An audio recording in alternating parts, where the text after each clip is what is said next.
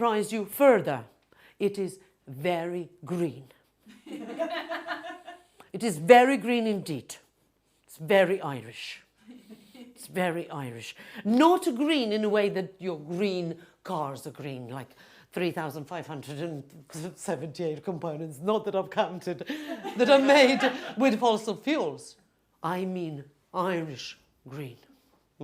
Yes, sort of like as close as you can get to clean, renewable energy. Anyway.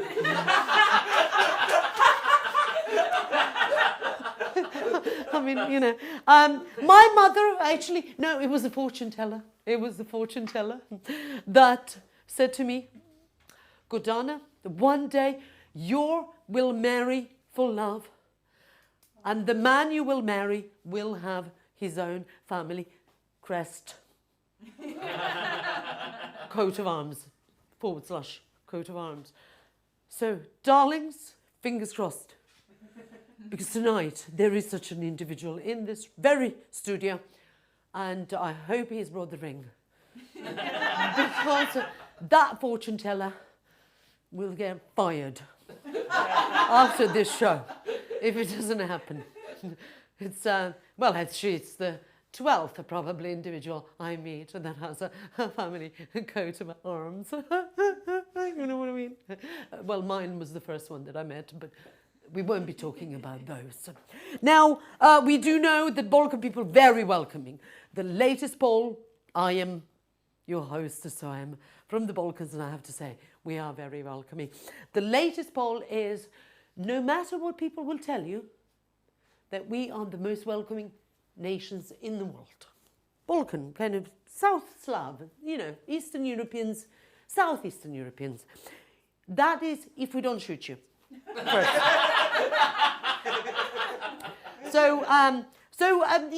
Personally, Micic family, for example, during the Ottoman Empire, we had this notorious Micic. He was a knight. He was kind of like a black knight. He'd turn up, he'd slay all the Turkish soldiers. Wouldn't even bury them, wouldn't bother. Because, their energy, they're going to be pushing up daisies anyway. To use an English idiom. What a beautiful idiom. I love it. Daisies. I love that you only think of daisies when you die. English people. Ottoman Empire loved us so much, they stayed for 5 centuries.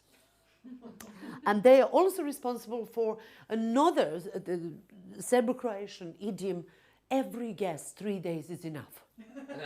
That's what we've learnt because thanks to Ottoman Empire. Now, Austro-Hungarian Empire, they were less friendly with us. They didn't like us that much. They stayed less. We did, however, shoot their kind of Franz Ferdinand in Sarajevo. I mean, that was a total mistake. But imagine, it was a mistake. The wife did not need to die. I do agree with that, and I do apologize. It's been more than 100 years, and I keep apologizing. The wife did not need to die. She could have lived. She could have lived, and wore a really lovely hat. I mean, what a waste of a design. And apologies about that. Sorry, darlings, for having started the First World War, because I didn't realize that. Imagine Gavrilo Princip, who apparently started the First World War, in the Balkans, in Sarajevo. There was no FaceTime, there was no Instagram, there was no Facebook. He just used a small pistol, 9mm. Sorry, but I do know my guns. I'm more of a Glock kind of girl, I like them check. Because it fits between my legs much better in my little undergarments. Anyway, I do have 3 guns, but not here because it's illegal here. So I do keep them kind of at home and can't bring them to the studio. It's not very friendly and welcoming. Anyway, sorry to digress. Imagine how powerful the Serbian was without FaceTime, without any technology. Americans, Japanese, everybody, the big guns, just all come with their big guns. And he just fired a fucking pistol. Amazing, amazing. So apologies about that, and apologies for that to kind of, the technology must have existed. That's what I'm saying. I'm an engineer. Technology must have existed for him to do the FaceTime, to start the World War. because it was just an isolated incident. So there we go. Technology must have been more advanced. Now, finally, I wanted, I'm also a corporate biatch. They will love this word. They will love this word in America.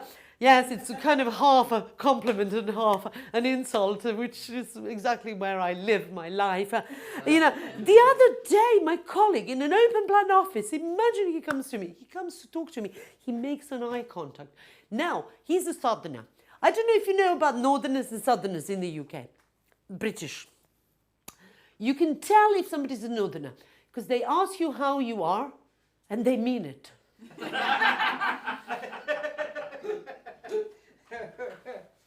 And they also look you in the eye. On the tube, you can tell who the northerner is because the police are already arresting them for harassment for looking at you. And it's really unfair. But, so I'm more northern at heart. Anyway, my colleague is a southerner and came and looked me in the eye and he asked me how I am. Now, don't fall for that. Southerners, they do not mean it. So do not answer that question. I went like, oh yeah, well, I'm okay, thank you so much. He goes, no, just shut it there. He says, what would you do with this project? And I was like, immediately like, projects. I am head of project management. I know my change management. Yes, that's how I get paid lots of good money. And he said, what would you do with this project? I said, we're not ready to do that. I would mothball it and leave it until the larger change comes and it would just ride the wave of change. Not waste the effort because now we are actually going against the wind a bit. And he said, are you suffering from insanity? In an open plan office, and my colleagues were, he called her insane. People were like, you could just say, you could almost see them kind of like swans kind of raising their proud heads above the screens in an open plan office. And I said, suffering? I am enjoying every fucking moment of it. And do you know whose project got implemented? You are absolutely right. The insane bitch. Her project got implemented. She got put in charge. And do you know what? The first thing she did after she got promoted, she fired his sad ass. Yes. So I'm not revengeful. I also believe that the revenge is best served cold with a smile and insanity. And I also believe that the revenge is best living your life well and not sparing a moment thinking about them. So wherever he is, go and unfuck yourself. That's one.